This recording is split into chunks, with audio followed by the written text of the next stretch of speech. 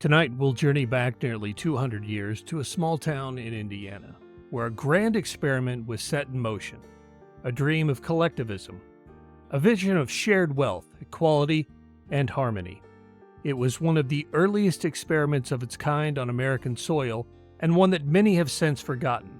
But tonight, we'll uncover what happened when the American left tried to build a perfect society. This is the story of New Harmony, and what it taught us about freedom, ambition, and human nature. The year was 1825. Robert Owen, a wealthy British industrialist with big ideas, believed he could reshape society itself. Tired of seeing poverty, inequality, and social struggle, he thought he'd found a cure, a community where everything was shared and everyone was equal.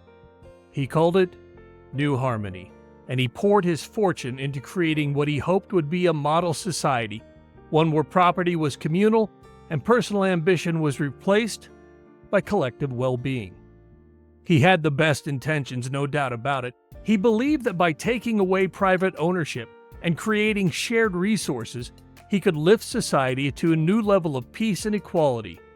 Intellectuals, scientists, and reformers from all over Europe and America flocked to join him, drawn by the promise of a harmonious, collectivist community. But New Harmony quickly proved to be anything but harmonious. Owen's vision might have looked good on paper, but it ran headfirst into human nature.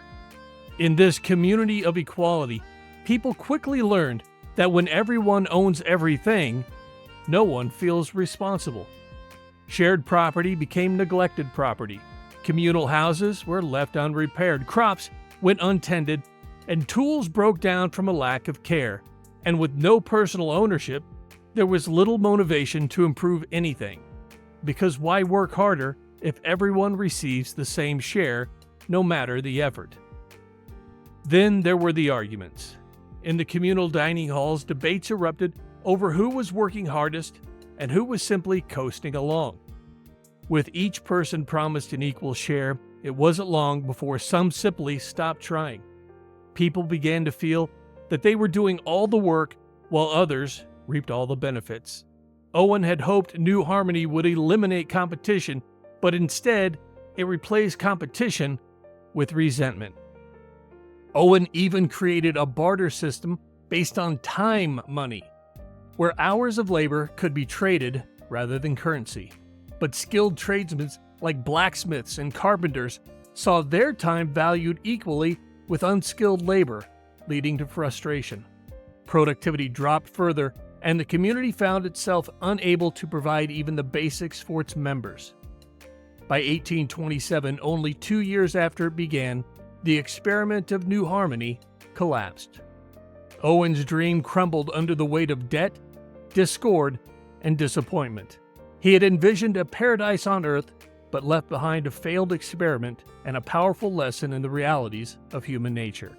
And so, what was meant to be a shining model of equality became a cautionary tale about the limits of collectivism. It stands as a reminder that intentions, no matter how noble, can't overcome the fundamentals of human nature. And now you know.